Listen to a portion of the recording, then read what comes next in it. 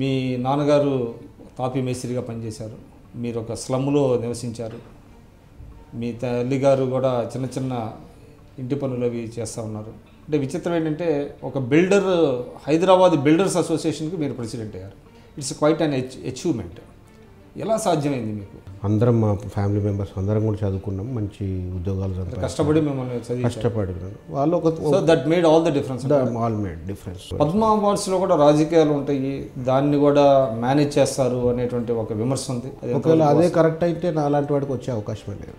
తెలుగుదేశంలో ఉన్నారు చాలా సుదీర్ఘకాలం పాటు, కానీ మీకు పెద్దగా పదవులు ఏమి వచ్చినట్లేవు. పదవులు అంటే నేను ఏనాడు కూడా ఆశించలేదు. ఇన్ఫ్యాక్ట్ బాబు గారు 2-3 సార్లు నాకు చైర్మన్ పదవిని ఇస్తామని చెప్పి ప్రతిపాదన చేయడం జరిగింది. 2009 వరకు మీకు అంబేద్కర్ గురించి అంటే డీప్గా మీరు స్టడీ చేయకపోవడం అనేది అంటే మీరు సిగ్గుపడే పరిస్థితి కాదంటారా? డాక్టర్ అంబేద్కర్ ఐడియాలజీని స్ప్రెడ్ చేసే ఆర్గనైజేషన్ ఒక్కటి కూడా లేదు అని చెప్పి. అంబేద్కర్ యొక్క ఆయన చేసినటువంటి కృషిని మీరు గుర్తించలేకపోవటం అన్నది మీ లోపం. ఇప్పుడు సపోజ్ ఒక క్రిస్టియానిటీ ఉంది, ఆ క్రిస్టియానిటీని స్ప్రెడ్ చేయడానికి మిషనరీ వర్క్స్ అనేవి జరుగుతున్నాయి.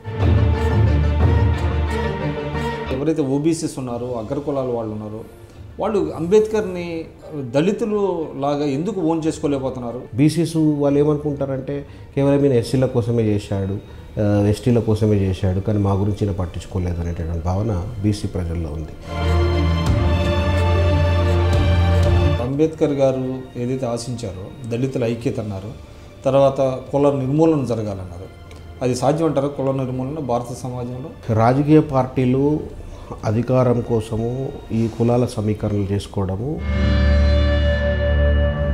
ప్రైవేటు రంగంలో రిజర్వేషన్లు ఇవ్వాలనేది ఒక వాదన. రిజర్వేషన్ల ద్వారా వచ్చే వాళ్ళలో ప్రతిభ లేదు అనేటువంటి వాదన ఒకటి కొంతమంది తీసుకొస్తున్నారు. ప్రతిభ అనేది కులాన్ని బట్టి, మతాన్ని బట్టి ఉండదు. ఈరోజు ఇంతమంది వైస్ ఛాన్సలర్స్, ఎంత పెద్ద పెద్ద అకాడమిషియన్స్, ప్రొఫెసర్స్ అందరూ కూడా అగ్రకులాలకు సంబంధించిన వాళ్ళు ఉన్నారు. మరి ఏదన్నా ఒక్క ఇన్స్టిట్యూట్ అన్నా ప్రపంచంలో టాప్ 10 యూనివర్సిటీస్లో మనకు ఏదైనా ఒక్క యూనివర్సిటీ అని ఉందా? కాంగ్రెస్ అధికారంలో ఉన్నా, టీడీపీ అధికారంలో ఉన్నా మేము దళితుల్ని టాటాలు చేస్తాం, బిల్లాలు చేస్తామని చెప్పారు. దానికి కొన్ని స్కీమ్స్ పెట్టారు. అంబేద్కర్ ఓవర్సీస్ పథకం దాన్ని ఎలిజిబిలిటీ ఎవరెవరు?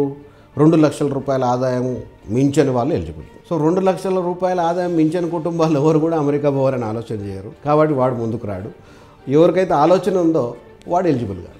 బాధ్యత కలిగినటువంటి స్థానాల్లో ఉండే వాళ్ళు కూడా దళితులుగా ఎవరు కోరుకుంటారు అనేటువంటి వాదన కూడా వినపడతాం. దురదృష్టకరం. బ్రదర్హుడ్ లేదు మనకు. ఈ దేశంలో ఎవరు సక్సెస్ అయినా నేనే సక్సెస్ అయినటువంటి ఆ సంబరము, ఆ సంతోషం లేదు. ఎవరైనా కానీ మా కులం వాడు వచ్చాడా లేదా అనేటటువంటి భావన. ఇప్పుడు మీరు దళితుల కోసం డిక్కీ అని ఒకటి పెట్టారు. అట్లా ప్రతి కులం వాళ్ళ కోసం కొన్ని సంవత్సరాలు పెట్టుకొని వాళ్ళనే ప్రోత్సహించుకుంటూ వెళ్తాయి. ఇవి కుల భావనలు కానివ్వండి, వర్గ భావనలు కానీ పెరిగే అవకాశం ఉందంటారా? ఈ దేశంలో ప్రతి పౌరుడు మేము చేయాల్సిన పని చేయాలి. ఎందుకంటే ఇక్కడ పేదరికంలో ఉన్నది ఎవరు? షెడ్యూల్డ్ కులాలు, షెడ్యూల్డ్ తెగలకు సంబంధించి. కానీ ఆర్థికంగా ఎదిగిన వాళ్ళు కూడా కుల సంఘం పెట్టుకోవడం అంటే అది ఎంతవరకు కరెక్ట్?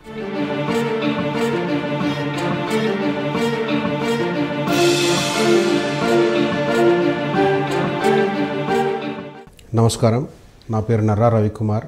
డిక్కీ సౌత్ ఇండియా అధ్యక్షుడిగా బాధ్యతలు నిర్వర్తిస్తూ ఉన్నాను.